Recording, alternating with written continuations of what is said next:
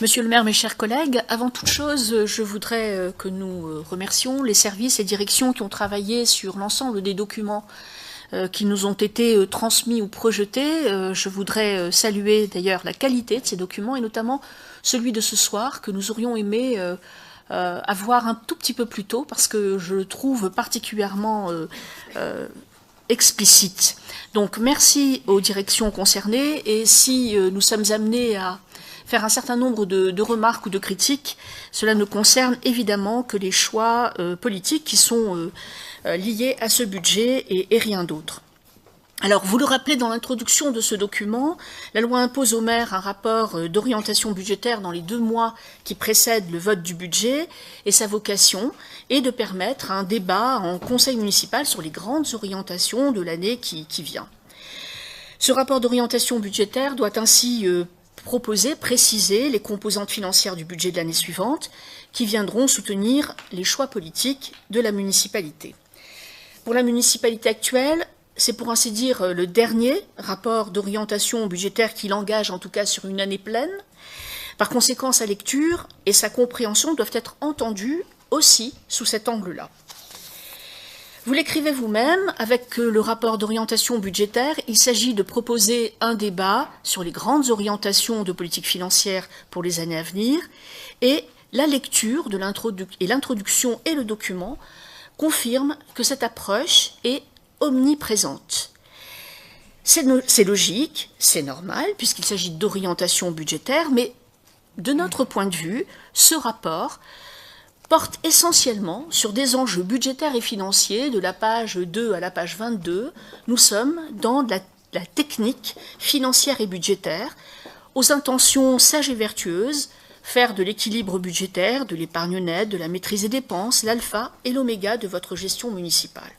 Certes, tout responsable politique en charge d'une collectivité territoriale se doit avoir pour préoccupation celle de la maîtrise des budgets. Tendre vers l'équilibre du budget, maîtriser les dépenses de fonctionnement, endiguer le niveau de la dette, historiquement haut à Grenoble, booster le niveau d'épargne, soutenir un niveau soutenable d'investissement, c'est l'équation compliquée que chaque responsable politique tente de résoudre année après année avec la plus grande difficulté, bien sûr, mais à la lecture de votre document, vous brossez un tableau très avantageux où visiblement vous réussissez à maîtriser l'ensemble de main de maître. Tout va bien donc, puisque vous avez redressé les comptes de la ville dès votre arrivée. Mais c'est évidemment la partie visible de l'iceberg. La partie invisible, celle qui ne figure pas forcément dans le rapport, apparaît lorsque nous confrontons les bonnes intentions de votre rapport à la réalité des choix et des décisions que vous avez prises depuis 2014. C'est l'écart permanent entre votre idéal et la réalité, pour reprendre l'expression de ma collègue tout à l'heure, Anouche Agobian. Et c'est là que nous nous attarderons, car nous devons éclairer aussi les Grenoblois et les Grenobloises sur la manière d'interpréter ce rapport. Alors, plusieurs constats. Vous avez fait un zoom sur vos investissements tout à l'heure. C'était intéressant parce que beaucoup de projets vont dans le bon sens et nous approuvons évidemment cette capacité à investir. Notamment, nous relevons le gymnase Jean-Philippe Motte, le plan crèche, le plan d'amélioration des conditions de travail des agents de la ville, notamment avec le site Jacquard-Balzac. Tout cela va dans le bon sens. Mais la lecture de ce ROB nous laisse interrogatifs et interrogatives. Que veut dire rigueur et maîtrise des dépenses si, dans le même temps, vous faites des choix hasardeux, coûteux pour les Grenoblois et les Grenobloises? Premier exemple, l'achat de Paul Claudel. Bon, vous nous avez projeté des images extrêmement alléchantes tout à l'heure, et c'est très bien, nous allons arriver au bout de ce projet, et j'espère vraiment que ça représentera un vrai plus pour les conditions de travail des agents. Mais enfin, je ne vais pas trop répéter les choses, parce que je vais aussi faire référence au rapport d'observation définitive de la CRC. L'achat Paul Claudel est relevé comme un investissement fragile, puisqu'il est dit que la comparaison entre le bilan prévisionnel de l'opération, et ça c'est en page 93 du rapport, pour ceux que ça intéresse, la comparaison entre le bilan prévisionnel de l'opération effectuée en décembre 2014 et le bilan actualisé en février 2018 par l'ordonnateur montre que le bilan financier prévisionnel de l'opération se dégrade du fait du prix d'acquisition du bâtiment retenu, des recettes de loyer très inférieures à celles envisagées et des travaux d'aménagement substantiellement revus à la hausse. Bon, je ne continue pas la lecture, mais pour ceux que ça intéresse, vous pouvez donc vous reporter à la page 93. Et le tableau PPI que vous avez joint au rapport précise qu'il nous faudra trouver 4 millions d'euros, 4 300 000 euros pour le réaménagement qui s'ajoute évidemment au prix, au coût de l'achat du bâtiment, soit 8 millions d'euros. Un peu plus de 8 millions d'euros d'ailleurs. Donc, encore une fois, sans contester l'opportunité de revoir la cartographie immobilière des équipements de la ville de Grenoble, là où les agents travaillent, nous sommes tout à fait favorables à cette tendance-là, mais est-ce que l'achat de Claudel était le meilleur choix à faire? La question est posée. Vous parlez également du projet de la place Victor Hugo et du rafraîchissement, entre guillemets, puisque c'est votre terme, qui est repris dans un certain nombre de documents, et notamment dans la présentation qui a été faite dans un premier temps auprès des habitants. Donc, au-delà de l'opportunité ou pas de rafraîchir cette place, cette belle place de Grenoble, vous avez prévu dans un premier temps une opération à 800 000 euros. Pour des raisons qui m'échappent, mais peut-être nous donnerez-vous quelques éléments d'appréciation ou d'explication, nous en sommes maintenant arrivés à un total d'1 400 000 euros. Donc, j'aimerais savoir ce qui constitue cette augmentation entre le chiffre qui était annoncé au départ et le chiffre d'atterrissage. Vous avez évoqué également la rénovation de la bibliothèque d'études. Très bien, tout le monde est favorable à ce genre de choses et je voyais l'adjointe à la culture extrêmement heureuse de ce projet, hein, elle trépigne de joie, très bien. Mais enfin, il y a des subtilités qui m'échappent quand même. Après avoir pendant 3 ans, allez, le terme est un peu excessif, mais je l'utilise quand même, fusillé le réseau des bibliothèques, vous arrivez avec un projet... Vous arrivez avec un projet sûrement nécessaire, je ne dis pas le contraire, moi je suis favorable, mais quelle mouche vous a piqué? Qu'est-ce qui s'est passé entre le moment où vous avez décidé de remettre en cause le réseau des bibliothèques en supprimant des bibliothèques, alors en revenant dessus, parce qu'il a fallu revenir dessus, contraint et forcé par la pression d'un certain nombre d'agents et de d'autres, vous proposez un projet intéressant, certes, je ne dis pas le contraire, mais quelle est la logique de tout ça? Vous le direz tout à l'heure, probablement, hein, je vous fais confiance pour cela. Vous avez également procédé à de nombreux licenciements ou départs transactionnels qui ont coûté une petite fortune à la ville de Grenoble ou aux équipements SEM et compagnie. Et le départ négocié le plus interpellant, pour utiliser un terme plutôt neutre, et sans nul doute celui de l'ex-directeur de la SEM Innovia, qui aura coûté quand même la bagatelle de 80 000 euros pour que ce départ puisse être rendu le plus pacifique possible pour une ancienneté de 3 ans seulement. 3 ans, 80 000 euros. Enfin, je ne reviendrai pas sur la décision invraisemblable de la suppression de la publicité. Oui, c'est ancien, mais quand même, ça a des impacts encore aujourd'hui. C'est fou d'ailleurs ce que cela a pu changer pour les Grenoblois et les Grenobloises dans le paysage urbain.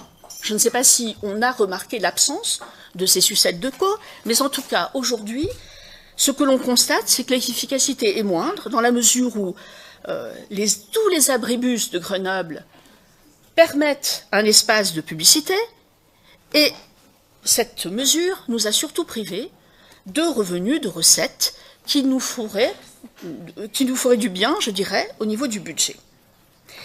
Et alors que vous renoncez, a priori, je dis bien a priori, mais vous me confirmerez, à des projets importants comme celui d'un équipement jeunesse à la Villeneuve, puisque nous avons voté ici même une délibération le 16 novembre 2015, mais disparue de la PPI, du tableau que nous avons sous les yeux, remis avec le rapport d'orientation budgétaire. On ne sait pas ce que ça devient. Bon, très bien. Alors que vous reniez quelque peu, vous nous direz pourquoi, le budget de l'EHPAD Saint-Laurent-Flaubert, vous avez fait dans le même temps le choix d'investissements lourds, irréversibles, sans autre considération que des considérations idéologiques, notamment en faisant porter à la métropole des choix très coûteux et contestés.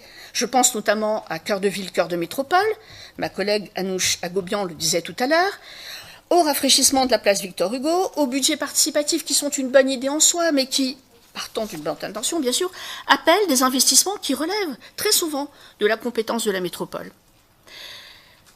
Enfin, je voudrais revenir juste rapidement sur le plan école. Bien sûr, nous saluons votre volonté d'avancer sur ce dossier. C'est nécessaire et de prendre en charge cette question à bras-le-corps. Néanmoins, nous constatons que vous avez du mal à aboutir aux réalisations dans le cadre de votre mandat, des réalisations que vous aviez prévues. Hein, moi, je ne fais que reprendre ce que vous avez évoqué comme engagement. Et vous découvrez probablement la difficulté à tenir un programme de construction ou de rénovation d'écoles, si l'on en juge par le report d'un certain nombre d'opérations. Alors, je ne vais pas les citer, mais c'est dit, notamment, page 33, un certain nombre de reports d'opérations, mais on ne vous en fait pas grief. C'est pour nous l'occasion simplement de rappeler que l'humilité, quelquefois, en politique, doit faire loi. Un mot sur la maîtrise de la dette et la question de l'emprunt. Vous le dites, vous l'abordez assez peu d'ailleurs dans ce rapport, vous dites assez peu de choses là-dessus, si ce n'est dans les annexes ou dans vos projections. Vous dites assez peu de choses, mais sauf pour laisser penser que, contrairement à vos prédécesseurs, vous maîtrisez le niveau de ces deux composantes. Or, ce que vous ne dites pas, dans ce RAB, c'est que vous avez fait le choix, notamment, et j'ai entendu tout à l'heure les précisions de l'adjoint aux finances, vous avez fait le choix de renégocier la dette pour amoindrir son poids financier jusqu'en 2021 et repousser ainsi ce dernier sur les mandats suivants, ce qui, du coup, est beaucoup moins vertueux que vous semblez le dire.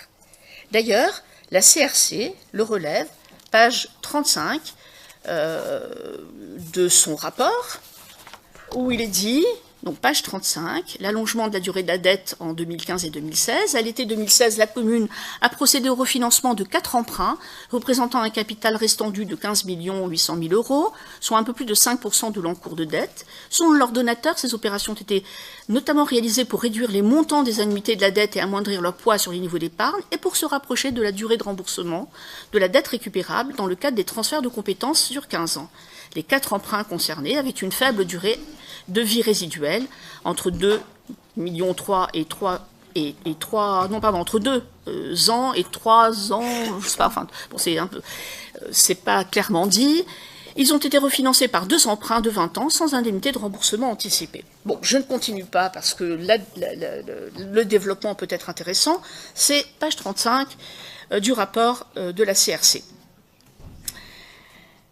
Que veut dire booster l'épargne, maîtriser les dépenses de fonctionnement, comprimer la masse salariale, si cela se traduit par la baisse drastique des moyens des services de la ville, si cela se traduit par moins d'efficacité et de qualité des services publics, essentiels pour la vie des Grenoblois et des Grenobloises.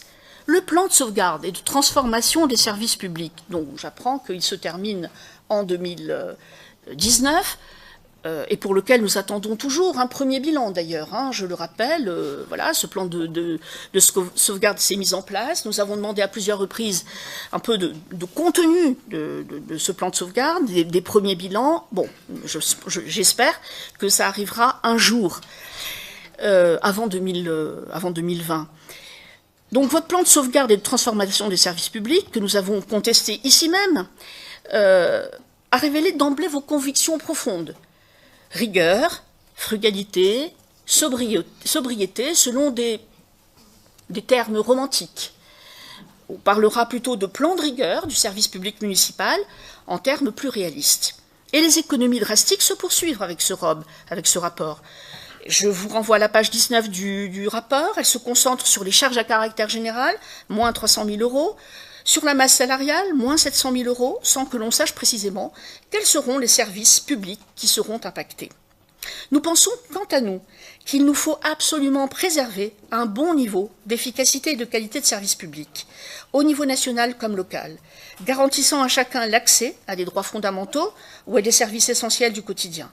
Nous pensons à la propreté urbaine, pour la ville de Grenoble en tout cas, à la propreté urbaine, à la sécurité, à la prévention, à l'action sociale, notamment en direction des personnes âgées, de la petite enfance, de la jeunesse, et qui demeurent dans notre champ de compétences à nous, ville de Grenoble.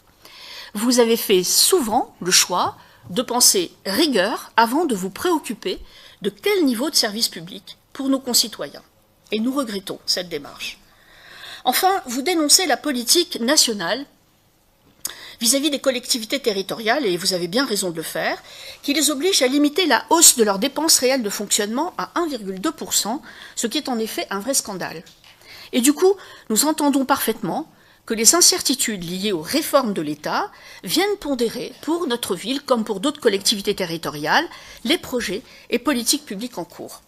Pour notre part, nous dénonçons ces conditions de la réforme de la TH. Ce n'est pas le fait de réfléchir à la réforme que nous condamnons, c'est les conditions dans lesquelles cela se fait, les incertitudes qui pèsent sur les recettes des collectivités territoriales et ce diktat de l'État qui désigne son dispositif de contractualisation, mais qui est en fait un dispositif coercitif.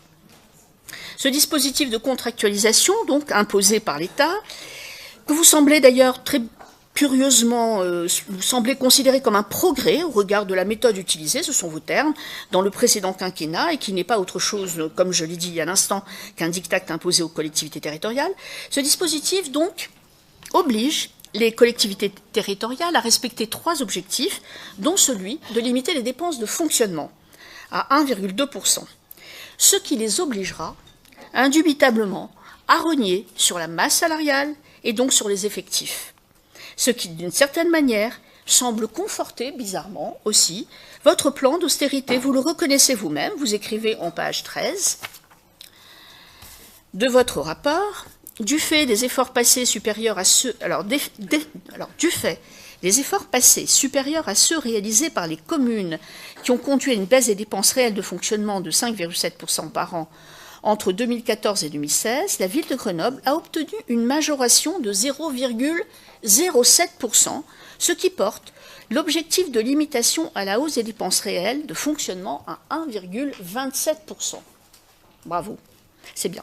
L'objectif de 1,27% par an est cohérent, vous le dites, avec la politique menée, et la signature de ce contrat permettra la prise en compte de retraitements comptables, évitant ainsi à la ville d'être pénalisée lors de l'examen du compte administratif. Donc, vous qui étiez si prompte dans le passé, il y a de cela quelques années, ici même d'ailleurs, pour un certain nombre d'entre vous en tout cas, à vous affranchir du diktat de l'État, aujourd'hui vous dénoncez, c'est vrai, mais pour aussitôt rentrer dans le rang. Vous avez même devancé les objectifs de l'État avec le plan d'austérité, au détriment de l'intérêt des Grenoblois et du personnel de la ville. Car tout cela n'a qu'une seule conséquence. Moins de budget, moins de services publics, moins de proximité, moins de solidarité, moins de services indispensables au bien vivre des habitants et des habitantes. Voilà ce qui nous attend avec les réformes de l'État et le plan de sauvegarde. Donc en résumé, vos priorités demeurent, vous l'avez projeté tout à l'heure, le respect des ratios légaux, l'équilibre des capacités d'intervention d'investissement, pas de dégradation de la capacité de désendettement et ne pas augmenter les impôts. Et pour en terminer avec cette partie, nous regrettons quand même les grands absents dans ce rapport, des grands absents. C'est déjà les Grenoblois et les Grenobloises, vous en parlez relativement peu dans la première partie en tout cas. Le rôle de la ville-centre dans la métropole, car elle a un rôle déterminant, le personnel de la ville et le devenir des services publics, si ce n'est par le prisme de la rigueur. Votre projet politique perd en intensité. Les choix politiques apparaissent timidement, notamment en page 8, dans le rappel des priorités politiques, en se résumant à une ville émancipatrice, une ville durable, une ville solidaire et citoyenne. Bon. Vous avez effectivement fait un certain nombre de zooms sur les investissements. Très bien, je vais faire court là-dessus.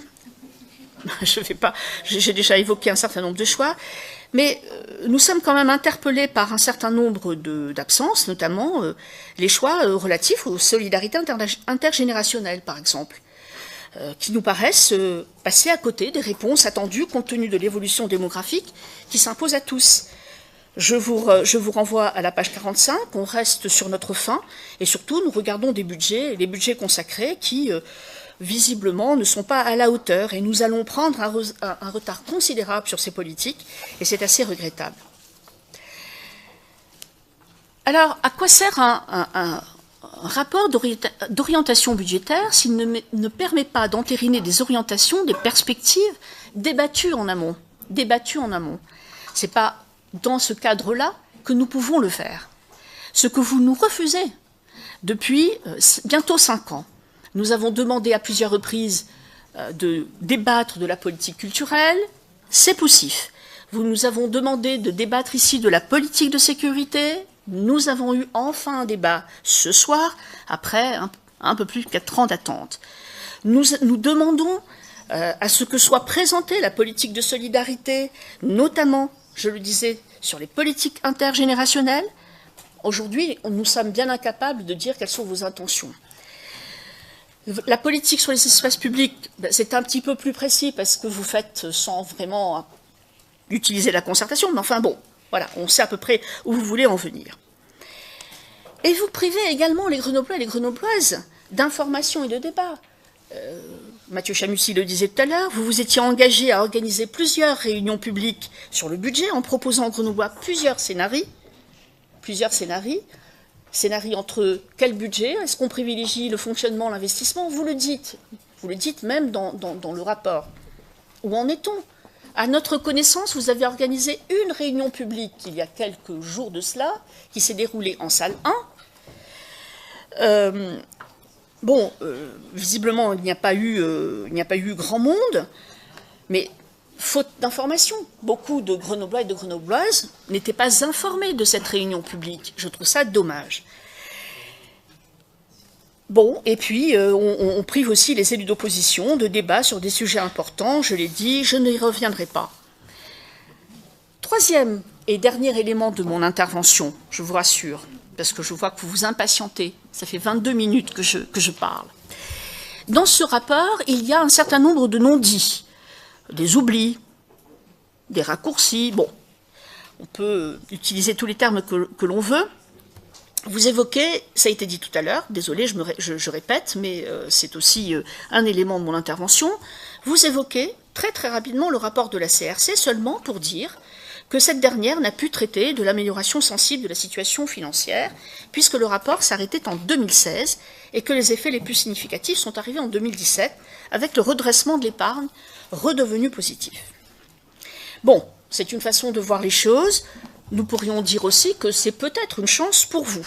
Sans refaire le débat sur la CRC, je me permets de revenir néanmoins sur un point, celui de la fiscalité et de la pression fiscale, pour rappeler que la CRC n'a, d'une part, jamais relevé ce que vous avez répété, asséné, ici même et ailleurs, ni la faillite financière en 2014, que vous auriez constaté en 2014, ni laissé par la précédente municipalité, ni de risque de mise sous tutelle.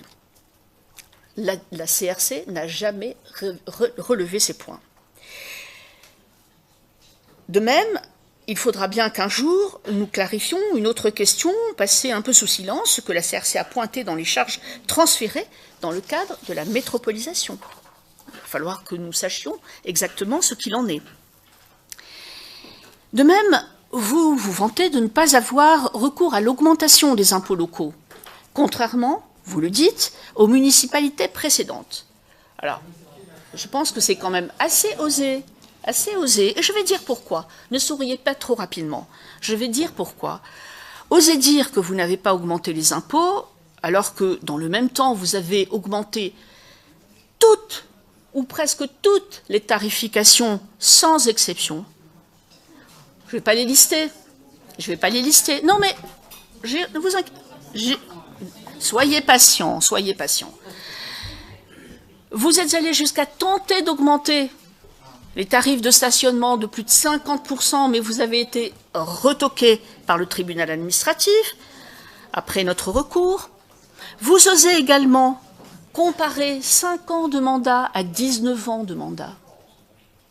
Donc, oui, effectivement, la précédente municipalité a augmenté en 19 ans, une seule fois, en 19 ans, les impôts locaux. Et pourquoi nous les avons fait, en tout cas la part communale de la taxe d'habitation? Nous l'avons fait après que l'État, en 2008, ait décidé de baisser les dotations aux collectivités territoriales, et elle l'a fait pour la première fois à ce moment-là, dans des délais de prévenance qui étaient pratiquement nuls. C'est-à-dire qu'on nous a annoncé aujourd'hui pour demain la baisse des dotations. Et nous voulions, à tout prix, c'est un choix que nous avons assumé, nous voulions préserver le même niveau de service public et le même niveau d'investissement. Et oui, en effet, en 19 ans, nous avons augmenté une seule fois les impôts locaux. Et puis, vous osez affirmer que vous êtes les petits agneaux blancs du point de vue de la pression fiscale, alors que la CRC pointe clairement l'accroissement de la pression fiscale. J'en veux à la référence de la CRC page 38 ou de la synthèse, ça sera plus simple, qui précise: si des économies importantes sont réalisées, une part du redressement attendu du plan de sauvegarde des services publics adopté en 2016 sera due à une augmentation des recettes, notamment fiscales, alors même que la pression fiscale exercée est élevée, en particulier sur les contribuables propriétaires qui se voient appliquer le taux de taxe foncière sur le patrimoine bâti le plus important des communes de plus de 100 000 habitants. En conclusion, vous êtes contents, hein? Contente. En conclusion, je voudrais simplement dire que la construction d'un budget pour les communes est devenue extrêmement difficile, très difficile, notamment depuis ces 10 dernières années, confrontée à un dilemme qui s'accroît, le niveau des recettes, le niveau des charges. Les collectivités territoriales aujourd'hui sont en grande difficulté, chacun le sait. On ne vous rapprochera pas d'exprimer ces difficultés et de faire les choix nécessaires, puisqu'il faut en faire. Ce qui vous est reproché aujourd'hui, c'est d'avoir surestimé votre capacité à régler tous les défis du moment, à coups de leçons données aux autres, et en simplifiant à outrance les solutions. C'est le choix d'une rigueur affichée, mais des dépenses hasardeuses et coûteuses. C'est le choix d'une rigueur affichée au détriment des services publics essentiels pour les Grenoblois, et surtout le manque de cohérence, voire de sincérité entre vos intentions et la réalité de vos décisions.